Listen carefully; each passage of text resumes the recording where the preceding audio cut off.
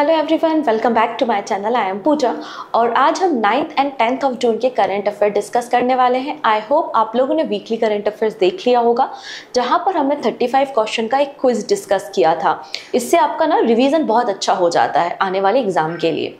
आइए स्टार्ट करते हैं आज का वीडियो। सबसे पहले हम बात करते हैं कुछ इंपॉर्टेंट पर्सन के बारे में, उसके अलावा फिर हमें नेशनल और इंटरनेशनल इवेंट्स देखने हैं और आज एक बहुत ही अजीबो गरीब सी प्रथा के बारे में भी बात हमको करनी है, जिसके लिए फटकार भी लगाई है national commission of human rights ने। तो आइए एक एक करके सारी बातें करते हैं। वीडियो के एंड में एक क्वेश्चन ऑफ द डे होगा, जिसका आंसर आप मुझे कमेंट सेक्शन में देंगे।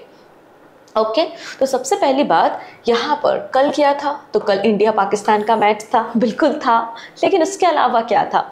ओथ सेरेमनी थी। ठीक है, तो Narendra Modi takes oath as a prime minister for the third straight term. तो तीसरी बार, लगातार तीसरी बार एज अ प्राइम मिनिस्टर शपथ ली है। किसने? प्राइम मिनिस्टर नरेंद्र मोदी ने। और ये हमारी कंट्री के सेकंड प्राइम मिनिस्टर बन गए हैं जिन्होंने थर्ड स्ट्रेट टर्म में ओथ या शपथ ग्रहण करने का काम किया है। इसके पहले केवल पंडित जवाहरलाल नेहरू जी हमारी कंट्री के फॉरवर्ड प्राइम मिनिस्टर रहे हैं, जिन्होंने 3 बार शपथ ग्रहण की है लगातार। ठीक है, आप देखेंगे 2014 election, 2019 and then 2024। President of India शपथ ग्रहण कराने का काम करती हैं। तो प्राइम मिनिस्टर और जो मंत्री परिषद होती है, जो कैबिनेट मिनिस्ट्री होती है, उनको शपथ दिलाने का काम हमारे देश की प्रेसिडेंट ऑफ इंडिया ने किया, मतलब द्रौपदी मुर्मू जी ने किया। यहाँ पर टोटल 72 लोगों ने ओथ या शपथ ग्रहण की है, जिनमें से एक तो प्राइम मिनिस्टर हो गए। इसके अलावा आपको 30 cabinet minister, 5 ministers of state independent charge and 36 minister of state यहाँ पर आपको देखने को मिलेंगे जिन्होंने शपथ ग्रहण की है। अभी पोर्टफोलियो डिसाइड नहीं हुए हैं, मतलब ये डिसाइड नहीं हुआ है किसे कौन सा पोर्टफोलियो मिलेगा, कौन सा मंत्रालय कौन संभालने वाला है, लेकिन इतना पता है कि 30 मिनिस्टर्स हैं कैबिनेट में जिन्होंने शपथ ली है और उनकी सहायता करने के लिए मिनिस्टर ऑफ स्टेट्स भी हैं 36, और इन सभी लोगों ने शपथ ग्रहण करने का काम किया है।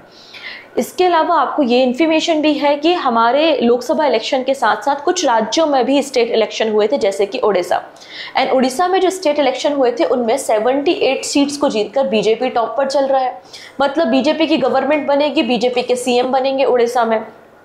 तो यहाँ पे बीजेपी ने Rajnath Singh and Bhupendra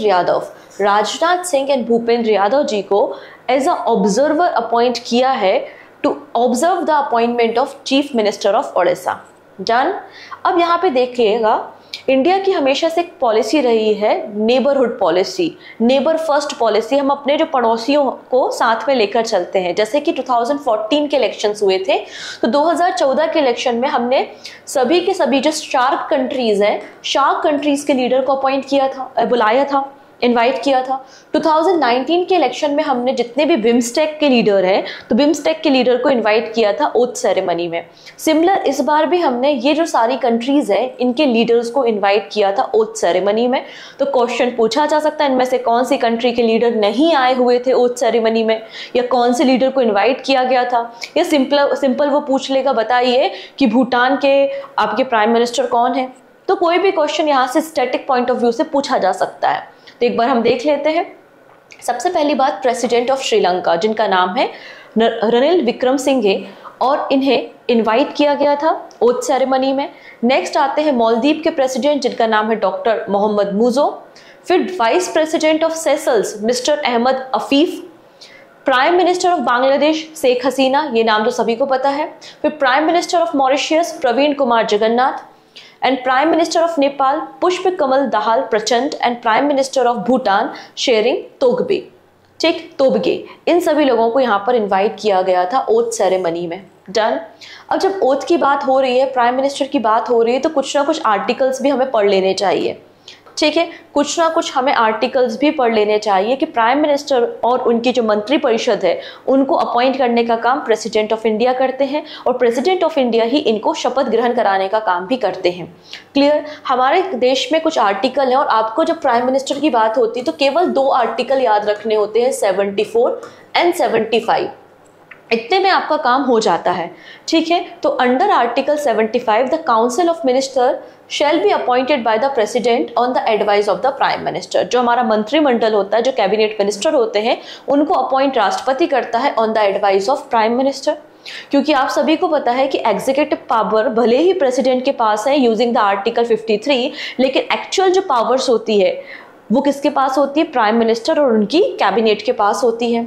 article 74 sub clause 1 state that there shall be a council of minister with a prime minister at the head of to aid and advise the president. तो यहाँ पे बोला गया है कि एक प्रधानमंत्री होगा और प्रधानमंत्री की एक मंत्रिपरिषद होगी जो कि राष्ट्रपति को सलाह देने का काम करेगी। ठीक है, तो ये दो आर्टिकल्स आपको देखने को मिलते हैं जो कि हमारे प्रधानमंत्री से एसोसिएटेड है। ठीक है, अब आप लोग यहाँ पे चाहो तो याद रख सकते हो कि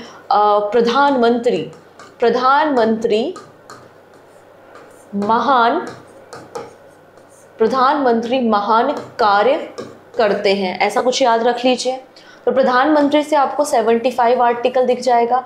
महान से आपको हमारा जो महान्यायवादी, जिसको आप अटॉर्नी जनरल ऑफ इंडिया महान्यायवादी के नाम से जानते, तो आर्टिकल 76 में दिख जाएगा। और जो मंत्रिपरिषद के कार्य हैं वो 77 में आपको मिल जाते हैं। ठीक है, तो आप ऐसे भी याद रख सकते हो, बट ये दोनों आर्टिकल याद हमेशा रखिएगा।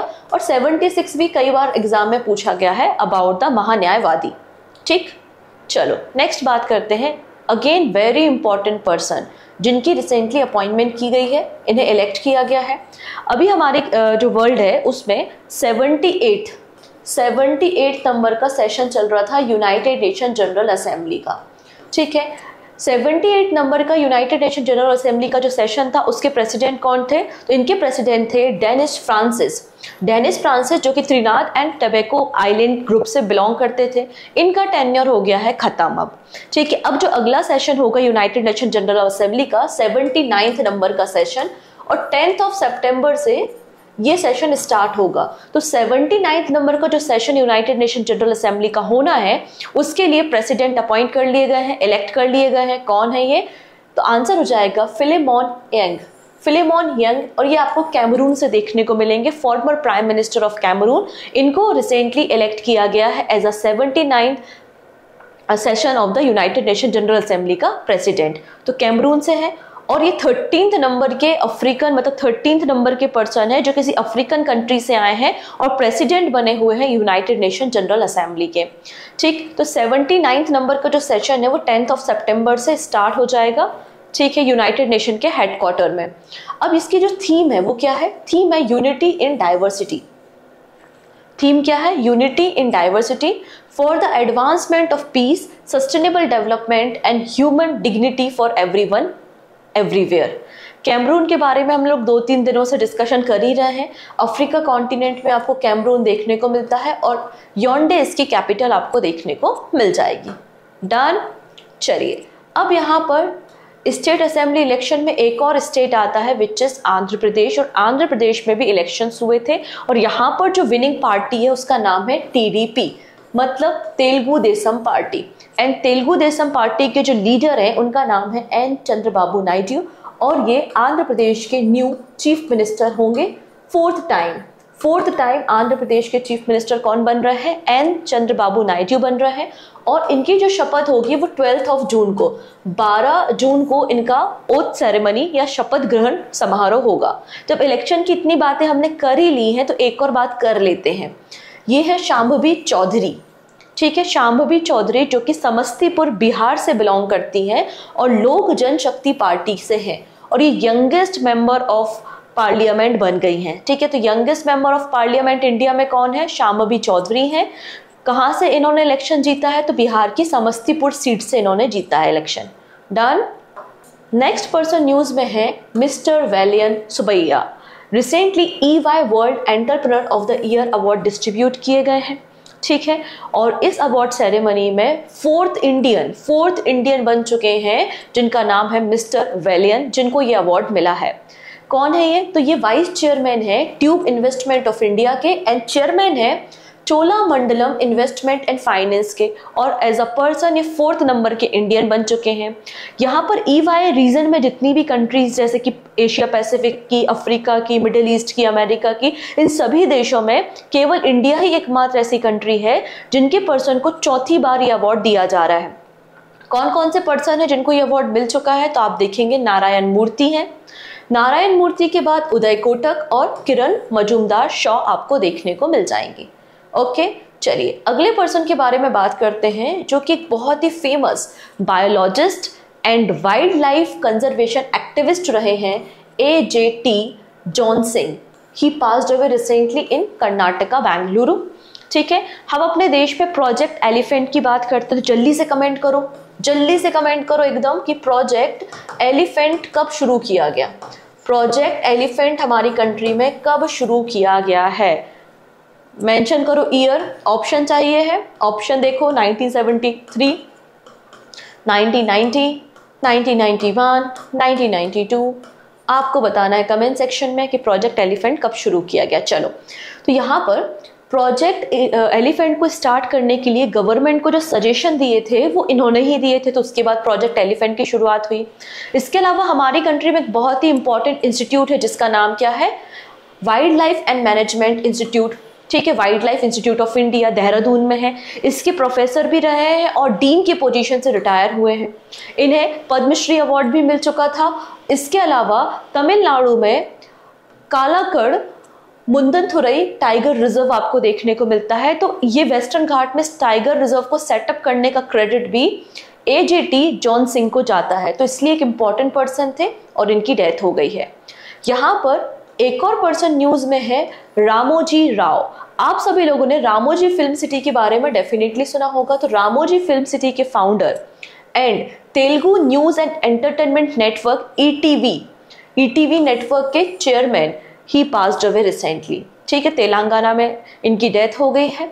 इन्होंने तेलुगु लैंग्वेज डेली न्यूज़पेपर को पब्लिश किया था विशाखापत्तनम में इन 1974, और इस तेलुगु लैंग्वेज डेली न्यूज़पेपर का नाम क्या था, ENDU। ठीक, इसके अलावा इन्हें कई सारे अवार्ड मिले हैं, जैसे कि पद्म विभूषण अवार्ड 2016 में मिला था। उस समय हमारे प्रेसिडेंट प्रणब मुखर्जी थे, उनके द्वारा मीडिया एंटरटेनमेंट कैटेगरी में इन्हें पद्म विभूषण अवार्ड दिया गया था। इसके अलावा 2000 में इन्होंने एक पिक्चर प्रोड्यूस की थी, नेशनल फिल्म अवार्ड इन्हें बेस्ट फीचर फिल्म के लिए मिला था तेलुगु में, और उस मूवी का नाम क्या था, तो नुव्वे कवाली आपको देखने को मिलेगा। तो ये मीडिया इंडस्ट्री से आपको देखने को मिलेंगे, एंटरटेनमेंट इंडस्ट्री से भी आपको रामोजी राव देखने को मिलेंगे। इनकी भी डेथ हो गई है। ठीक, चलिए अब यहाँ पे दो और बहुत इंपॉर्टेंट पर्सन हैं जिनके बारे में हम बात करेंगे, जयधर गुप्ता एंड विजय धस्माना। ठीक है, तो ये एनवायरमेंटलिस्ट है, जयधर गुप्ता एंड विजय धमसाना। इन्होंने इंडिया का पहला बायोस्फीयर रिजर्व क्रिएट किया है इन टाइगर रिजर्व। मतलब टाइगर रिजर्व के अंदर, राजाजी टाइगर रिजर्व के बारे में आपने जरूर सुना होगा। राजाजी टाइगर रिजर्व उत्तराखंड में सिचुएटेड है। तो टाइगर रिजर्व के अंदर इन्होंने 35 एकड़ लैंड में एक बायोस्फीयर रिजर्व किया है, सेटअप किया है। इसलिए इसे बोल रहे हैं कि इंडिया का पहला बायोस्फीयर रिजर्व है इन द टाइगर रिजर्व। ठीक है, किसने सेटअप किया है, तो जयधर गुप्ता एंड विजय धस्माना ने किया है। इस नए बायोस्फीयर रिजर्व का नाम क्या है, तो आंसर हो जाएगा Rajaji Raghati biosphere, RRB, Rajaji Raghati biosphere इसका नाम आपको देखने को मिलेगा, जहां पर आपको कई सारी फ्लोरा एंड फाउना देखने को मिलेंगी, बहुत ही रेयर स्पीसीज ऑफ प्लांट्स देखने को मिलेंगी। इनका टारगेट है कि ये जो बहुत ही रेयर स्पीसीज है प्लांट्स की, इनको पोचर्स से और माइनिंग एक्टिविटी से प्रोटेक्ट करना है। इनका अगला प्रोजेक्ट कहाँ है, तो सेकेंड बायोस्फीयर को ये लोग वेस्टर्न घाट में सेटअप करेंगे, अबव द कोयना रिवर। यहाँ पे जो सह्याद्री टाइगर रिजर्व का आपका बफर जोन है, उस जोन में कोयना रिवर के पास सेकेंड बायोस्फीयर रिजर्व को ये सेटअप करने का काम करेंगे। Done, okay. चलिए नेक्स्ट है, रिलायंस इंडस्ट्री भी न्यूज में है। क्यों है न्यूज में, देख लेते हैं। RIL to build global economy hub in Navi Mumbai. Actually ये नेगोशिएशन को बहुत लंबे समय से सिंस 2018 से महाराष्ट्र गवर्नमेंट और रिलायंस ग्रुप के बीच में नेगोशिएशन चल रहा था। यहाँ पर रिलायंस ग्रुप एक इकोनॉमी हब तैयार करना चाहती है इन नवी मुंबई। ऑब्वियस सी बात है, जब इकोनॉमिक हब बनाओगे, इतना सारा इंफ्रास्ट्रक्चर रेडी करोगे, तो एक बहुत बड़े लैंड की जरूरत होगी, और महाराष्ट्र गवर्नमेंट की परमिशन के बिना तो आप जमीन ले नहीं सकते। तो यहाँ पे 2018 से नेगोशिएशन चल रहा था, फाइनली ये नेगोशिएशन हो चुका है एंड 43 ईयर्स के लिए 43 ईयर्स के लिए महाराष्ट्र गवर्नमेंट ने रिलायंस इंडस्ट्री को एक लैंड पार्सल दिया है जो कि 3750 एकड़ ऑफ लैंड है, जिसकी कॉस्टिंग 13,400 करोड़ रुपीस की बताई जा रही है। और यहाँ पर एक global economy hub Navi Mumbai में रिलायंस इंडस्ट्री सेटअप करने जा रहा है। ठीक, नेक्स्ट है मिशन कर्मयोगी। मिशन कर्मयोगी क्या है, क्यों है न्यूज में, हम देखेंगे। पहले समझते हैं कॉन्सेप्ट। इन सितंबर 2020 प्राइम मिनिस्टर नरेंद्र मोदी ने मिशन कर्मयोगी नाम से एक इनिशिएटिव को लॉन्च किया था, जिसका एम क्या है? इसका एम है हमारे सिविल सर्वेंट्स को ट्रेन करना, उनको ई गवर्नेंस में, डेटा एनालिटिक्स में, और आज का जो सिनेरियो है उसके अकॉर्डिंगली ट्रेन करके कैपेसिटी बिल्डिंग करनी है। तो हमारा टारगेट है कि 2047 तक अंडर द मिशन कर्मयोगी हम अपने इंडिया के जो सिविल सर्विसेज हैं उनको 2047 तक रिफॉर्म कर देंगे, ये इसका टारगेट है। इसी के अंदर एक कैपेसिटी बिल्डिंग कमीशन को भी सेटअप किया गया था 2021 में, और ये यहाँ पे गाइडलाइंस और पॉलिसीज प्रोवाइड करता है कि किस तरीके से हर एक लेवल पे हम सिविल सर्वेंट्स की कैपेबिलिटी को इन्हांस कर सकते हैं। रिसेंटली न्यूज में इसलिए है क्योंकि Indian Institute of public administration ने एक असेसमेंट किया था और एक रिपोर्ट पब्लिश की, जो recently trained civil servant staff है उनका रिव्यू लिया कि आपको कैसा एक्सपीरियंस रहा अंडर द मिशन कर्मयोगी, जो आपको e governance and data analytics में जो ट्रेनिंग प्रोवाइड की है उसमें क्या एडवांसमेंट आया है। ठीक, नेक्स्ट है आरबीआई। सो आरबीआई ने अपना global hackathon, third edition of the global hackathon launch किया है रिसेंटली, जिसका नाम है हरबिंजर। इस ग्लोबल हैकथॉन का नाम है, जो आरबीआई एवरी ईयर लॉन्च करता है, और ये थर्ड एडिशन है टू कॉम्बैट फाइनेंशियल फ्रॉड्स। यहाँ पे इनका टारगेट होता है कि नए नए इनोवेटर्स आए और यहाँ पर जो साइबर क्राइम्स हो रहे हैं या जो फ्रॉड्स हो रहे हैं उनके लिए कोई टेक्नोलॉजी डेवलप करें, और यहाँ पे जो डेवलपमेंट होते हैं उसके accordingly 40 lakh rupees prize money दी जाती है। ठीक है, तो यहाँ पर टेक बेस्ड सॉल्यूशन को टेक बेस्ड सॉल्यूशन को डेवलप करना है to address the financial fraud, जिसके लिए 2 थीम्स हैं जिसमें आपको डेवलपमेंट करने हैं। कौन कौन से थीम्स हैं? तो zero financial fraud and the being दिव्यांग फ्रेंडली। ठीक, तो ये 2 थीम्स पे यहाँ पे आरबीआई ने ग्लोबल हैकथॉन हरबिंजर को लॉन्च किया है, थर्ड एडिशन है। नेक्स्ट है नेचर अफ्रीका इनिशिएटिव। ये इनिशिएटिव यूरोपियन कमीशन का इनिशिएटिव है, और इसमें इन्होंने अफ्रीका कॉन्टिनेंट की कुछ कंट्रीज को सिलेक्ट किया था और कहा था कि हम यहाँ पर इन्हें 18 मिलियन यूरो देंगे कंजर्वेशन वर्क के लिए। मतलब यहाँ पे जो भी अफ्रीका एरिया में इन कंट्रीज में जो भी फ्लोरा है, फाउना है, बायोडाइवर्सिटी है, उसको आप कंजर्व करो, जिससे एक जॉब एम्प्लॉयमेंट भी जनरेट होगा एंड सस्टेनेबिलिटी के डायरेक्शन में भी हम काम कर पाएंगे। तो रिसेंटली यूरोपियन कमीशन ने तंजानिया को इस लिस्ट से रिमूव कर दिया है। So European Commission has removed Tanzania from the list of countries eligible for its 18 million euro conservation grant to be launched in East Africa as a part of its Netro Africa initiative. Done? तो Tanzania को बाहर कर दिया है। अब एक और country news में है जिसका नाम है हंगरी, और हंगरी के कैपिटल क्या है? बुडापेस्ट है। ठीक है, तो हंगरी ने यहाँ पर 700 मीटर, ये देखेंगे आप, 700 मीटर पेडेस्ट्रियन ब्रिज रेडी किया है, जिसका नाम है ब्रिज ऑफ नेशनल यूनिटी। और ऐसा बताया जा रहा है it is one of the world longest pedestrian bridge, मतलब पैदल यात्री ब्रिज आपको यहाँ पर देखने को मिलेगा। हंगरी ने तैयार किया है ब्रिज ऑफ नेशनल यूनिटी, इसका नाम है। लेंथ 700 मीटर की है और इसको कंस्ट्रक्ट करने में 10 मिलियन यूरो खर्चा हुआ है। ठीक, नेक्स्ट कुछ शॉर्ट न्यूज भी है। Lok Sabha secretariat develop Prerna Sthal to showcase statue of great leader and freedom fighters of India. पहले कहा गया था यहाँ जो प्रेरणा स्थल है वो हमारा जो पार्लियामेंट का कॉम्प्लेक्स है वहां पर बनाया जाएगा, लेकिन यहाँ पे अब बोला गया कि जो लोकसभा का सेक्रेटरीट है, लोकसभा का जो सचिवालय है, उसके प्रेमाइसेस में प्रेरणा स्थल को लॉन्च किया जाएगा, डेवलप किया जाएगा, जिसमें हमारे देश के सभी फ्रीडम फाइटर के स्टैच्यूज और उनकी बायोग्राफी होगी, और ये विजिटर के लिए ओपन होगा। यहाँ पे विजिटर आके हमारे फ्रीडम फाइटर के स्टैच्यू को देख सकते हैं और उनकी बायोग्राफी को भी पढ़ सकते हैं, उनके अचीवमेंट्स को भी देख सकते हैं। ठीक, अब यहाँ पे बात करते हैं largest companies in the world by the market cap. So market cap के अकॉर्डिंगली पूरे वर्ल्ड की सबसे बड़ी कंपनी कौन सी है? तो माइक्रोसॉफ्ट है। माइक्रोसॉफ्ट का अगर आप मार्केट कैप देखेंगे तो $3.15 ट्रिलियन है। अब एप्पल को ओवरटेक कर लिया है एनवीडिया ने, और एनवीडिया का अगर आप यहाँ पे मार्केट कैप देखेंगे तो ये भी आपको $3 ट्रिलियन से ज़्यादा देखने को मिलेगा। तो माइक्रोसॉफ्ट, एनवीडिया और एप्पल, ये 3 कंपनीज आप याद रख सकते हैं जो कि मार्केट कैप के अकॉर्डिंगली वर्ल्ड की लार्जेस्ट कंपनी की लिस्ट में आपको देखने को मिलेगी। ठीक, अब यहाँ पे बात कर रहे हैं नथ प्रथा, ठीक है, या फिर नाथा प्रथा भी बोला जाता है। तो नाथा प्रथा के बारे में हम बात कर रहे हैं। ये प्रथा जनरली आपको उत्तर प्रदेश, राजस्थान, मध्य प्रदेश में जनरली देखने को मिलती है। रिसेंटली न्यूज़ में क्यों है? Recently National Human Right Commission issued notice to Union Ministry of Women and Child Development and the state of Rajasthan, Madhya Pradesh, Uttar Pradesh and Gujarat over a practice known as the Natha Pratha. तो नाथा प्रथा एक ईवल कह सकते हैं सोसाइटी का, जो ये प्रथा चल रही है, आई डोंट नो क्यों चल रही है, इसको तो बंद, इमीडिएट इफेक्ट से बंद कर देना चाहिए।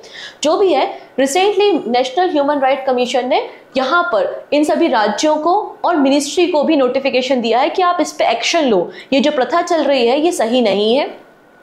इसको बेसिकली, इस प्रथा को कंपेयर किया जाता है modern form of the prostitution से। ठीक है, नाथा का मतलब होता है रिलेशनशिप, और इसमें स्टैम्प पेपर पे या फिर कैश में ट्रांजैक्शन करके यहाँ पर जो माइनर लड़कियां होती हैं उनको बेच दिया जाता है अपनी फैमिली मेंबर्स के बीच में, और जो मैरिज वीमेंस होती हैं अपने हस्बैंड के अलावा उनको दूसरे के साथ भी रिलेशन सेटअप करने, रिलेशन बनाने के लिए कहा जाता है under this. The word natha means relationship. It involves selling on a stamp paper or marrying of underage girls from some communities. These sale and marriage are usually conducted by their own families. तो उनकी खुद की families में basically ये cell और marriage का system देखने को मिलता है। जनरली ये कस्टम आपको भील ट्राइब में देखने को मिलेगा। This custom is prevalent in the part of Rajasthan, Gujarat and Madhya Pradesh, और मेनली इसको भील ट्राइब के लोगों में देखा गया है। प्रोविजंस क्या होते हैं? It allow a man to have a live in relation with a married women, however it is allowed only if both the men and women are already married to the other people. ये भी इसका एक provision आपको देखने को मिलेगा। तो इसी के खिलाफ बेसिकली सबसे बड़ा कंसर्न ये है कि यहाँ पर जो अंडर एज गर्ल्स हैं उनको बेच दिया जाता है। ठीक है, तो जो कि सही बात नहीं है, क्योंकि जब छोटी लड़कियां के साथ ऐसा होगा तो एक तो उनके मेंटल हेल्थ के लिए भी सही नहीं है, और अगर वो प्रेग्नेंट हो जाती हैं तो उनके फिजिकल हेल्थ के लिए भी सही नहीं है। तो इसलिए इस प्रथा को रोकने और इस पे एक्शन लेने के लिए ये पूरा कार्यक्रम हो रहा है। ठीक, चलिए अब कुछ क्वेश्चंस को हम देख लेते हैं। मुझे लगता है कि वेटलैंड से आने वाले एग्जाम में क्वेश्चन जरूर फ्रेम होंगे। Which of the following statement are correct? 2 statement है, आपको बताना है करेक्ट कौन सा है। ठीक है, पहला है Nagi and Nakti bird sanctuary located in both Bihar and Jharkhand are now recognized under the Ramsar convention. ठीक, नेक्स्ट है ये जो नकती वर्ड सेंचुरी है ये आपका मैन मेड रिजर्वायर है। कौन से स्टेटमेंट करेक्ट है? तो पहला तो गलत है क्योंकि दोनों के दोनों ही वेटलैंड बिहार में है। तो दूसरा स्टेटमेंट सही है, पहला स्टेटमेंट गलत है। नेक्स्ट है बोलखोव रिवर रिसेंटली न्यूज में है। रिवर कहाँ पर है? रिसेंटली न्यूज में क्यों है? क्योंकि 5 स्टूडेंट थे जो उसमें डूब गए थे। एक स्टूडेंट को रेस्क्यू किया गया है, 4 स्टूडेंट उनकी जान चली गई है। ठीक है, तो क्वेश्चन है कि ये रिवर है कहाँ पर? तो ये रिवर आपको रशिया में देखने को मिलेगी, इसलिए न्यूज में है। ऑप्शन बी बिल्कुल करेक्ट हो जाएगा। नेक्स्ट है India's first biosphere in tiger reserve is made in. तो इंडिया का पहला बायोस्फीयर जो कि टाइगर रिजर्व में बनाया गया है वो कहाँ पर है? उत्तराखंड में है, ऑप्शन ए। नेक्स्ट है central Board of Indirect Tax and custom के चेयरमैन है संजय कुमार अग्रवाल। ठीक है, इन्होंने एक नया जीएसटी भवन उद्घाटन किया है हरियाणा के किस शहर में? तो हरियाणा के रोहतक में एक नया जीएसटी भवन इनॉग्रेट किया गया है by the Central Board of Indirect Tax and Custom chairman Sanjay Kumar Agrawal. ठीक, नेक्स्ट है एशियन पैरालंपिक कमेटी ने अनाउंस किया है कि जो upcoming Asian Youth Para Games 2025 होंगे उनमें हम इंट्रोड्यूस करते हैं आर्म रेसलिंग। तो क्वेश्चन ये पूछा जा रहा है कि एशियन यूथ पैरा गेम्स 2025 कहां पर होंगे? तो क्वेश्चन में एक और क्वेश्चन छुपा हुआ है। ठीक है, कि पहली बार एशियन यूथ पैरा गेम्स में किसको यहां पर इंक्लूड किया गया है? तो आर्म रेसलिंग को इंक्लूड किया गया है। कहां पर होस्ट होंगे? तो ये आपके उज्बेकिस्तान ताशकंद में खेले जाएंगे सितंबर-अक्टूबर 2025 में। ठीक, नेक्स्ट है who has been appointed vice chancellor of the Indian Institute of Foreign Trade. So answer क्या है यहाँ पे? Rakesh Mohan Joshi, option C. Next है स्पर्श पोर्टल या स्पर्श इनिशिएटिव के बारे में हमने डिस्कस किया था। मिनिस्ट्री ऑफ डिफेंस का इनिशिएटिव है और रिसेंटली 4 बैंक्स को ऑनबोर्डिंग कराया गया है फॉर द पेंशनर्स। ठीक, तो यहाँ पे बोला जा रहा है विच of the following bank is not included in the स्पर्श सेवा केंद्र। कौन सा बैंक इंक्लूड नहीं है? तो उत्कर्ष स्मॉल फाइनेंस बैंक है, कैनरा बैंक है, सेंट्रल बैंक ऑफ इंडिया भी है, लेकिन स्टेट बैंक ऑफ इंडिया इसमें इंक्लूड नहीं है, मतलब ऑप्शन डी। ठीक, नेक्स्ट है which IIT has developed an innovative fire rescue assistant drone. तो वो कौन सा IIT है जिसने fire rescue assistant drone ready किया है? तो आंसर है IIT Dharwad, option D. Next है which company has launch the world first EV battery passport. तो वर्ल्ड की पहली ऐसी कौन सी कंपनी बन गई है जिसने पहला EV बैटरी पासपोर्ट को लॉन्च किया है? सो आंसर हो जाएगा वोल्वो कार। अब ये EV बैटरी पासपोर्ट क्या है? तो यहाँ पर बेसिकली जो आप EV बैटरीज बनाते हो उस बैटरी को बनाने के लिए आपके सोर्सेज क्या है, सोर्सेज के अलावा आप रॉ मटेरियल कौन सा यूज कर रहे हो, कार्बन फुटप्रिंट क्या है, कितना मटेरियल है जो रिसाइकल्ड है, तो इस सब का डेटा यहाँ पर अवेलेबल हो। ठीक है, तो इसलिए इस पासपोर्ट को डेवलप किया गया है। The passport was developed by the Volvo which is owned by the China's Geely and partnership with the UK startup. ठीक है, तो ये battery passport will be mandatory for electrical vehicles sold in the European Union from 2027। फरवरी 2027 से ये mandatory हो जाएगा। आपको शो करना पड़ेगा कंपोजिशन ऑफ बैटरी, क्योंकि लगातार इलेक्ट्रिकल बैटरीज तो फट रही है ना, गाड़ियों में आग लग रही है। तो कंपोजिशन ऑफ बैटरीज, जिसका ओरिजिन क्या है, की मटेरियल क्या है, इसका कार्बन फुटप्रिंट क्या है, उसमें रिसाइकल कंटेंट क्या है, ये सारी चीजें आपको शो करनी पड़ेंगी। तो इसी को EV पासपोर्ट कहा गया है। क्लियर है? डन। चलो next, which of the following country was not elected as the non permanent member of the UNSC for the 2-year term. तो 2025 में 5 कंट्रीज को इलेक्ट किया गया है। ठीक है, अपकमिंग आपका जो UNSC के नॉन परमानेंट मेंबर के लिए, जिसमें पनामा है, बिल्कुल है, पाकिस्तान भी है, सोमालिया भी है, लेकिन इंडिया नहीं है। ऑप्शन डी गलत है। नेक्स्ट है which edition of Mumbai international film festival will be held in Mumbai. तो मुंबई इंटरनेशनल फिल्म फेस्टिवल जून में होना है, 15 जून से 21 जून के बीच में, और ये कौन सा एडिशन है? तो 18th एडिशन है। ऑप्शन बी बिल्कुल करेक्ट हो जाएगा। And this is question of the day. Recently मैंने आपको इंडिया के एक नए अलायंस के बारे में बात की थी, बायो फार्मास्यूटिकल अलायंस। तो इंडिया और किस कंट्रीज ने मिलके इस अलायंस को सेटअप किया है? यहाँ पे कंट्रीज के नेम है, बस आपको कॉम्बिनेशन सही बताना है मुझे कमेंट सेक्शन में। तो 2 क्वेश्चन मैंने आपसे पूछ लिए हैं, इन दोनों क्वेश्चंस के आंसर आप मुझे कमेंट सेक्शन में देंगे। इसके अलावा यहाँ पर जो हिस्ट्री पॉलिटी ऑलरेडी कवर किया था, अब ज्योग्राफी का भी मैंने PYQ स्टार्ट किया है। अभी पार्ट 1 डिस्कस हुआ है, अभी बहुत सारे क्वेश्चन बाकी हैं जो ऑलरेडी एग्जाम में पूछे गए हैं और वापस से पूछे जा सकते हैं, तो आप इसे भी देख सकते हैं। और यहाँ पर बैंकिंग के लिए एक सेपरेट वीकली करंट अफेयर्स है जिसमें केवल बैंकिंग न्यूज आपको देखने को मिलेंगे। और ऐसा नहीं है कि only for banking student, no, आपके SSC के एग्जाम में भी नॉर्मल RBI ने क्या लॉन्च किया, सेबी ने कौन सा एप्लीकेशन लॉन्च किया, या DBS बैंक ने या किसी और ने क्या हमारे GDP फोरकास्ट की, वो सारी चीजें यहाँ पे कवर है। तो बेसिकली फाइनेंस पे कम, बैंकिंग पे ज्यादा फोकस है इन दिस वीडियो, तो आप इसे भी देख सकते हैं। ठीक है, डन। बाकी सब PDF आप मेरे टेलीग्राम से डाउनलोड कर पाएंगे। सो मिलते हैं नेक्स्ट वीडियो में। Take care and bye bye.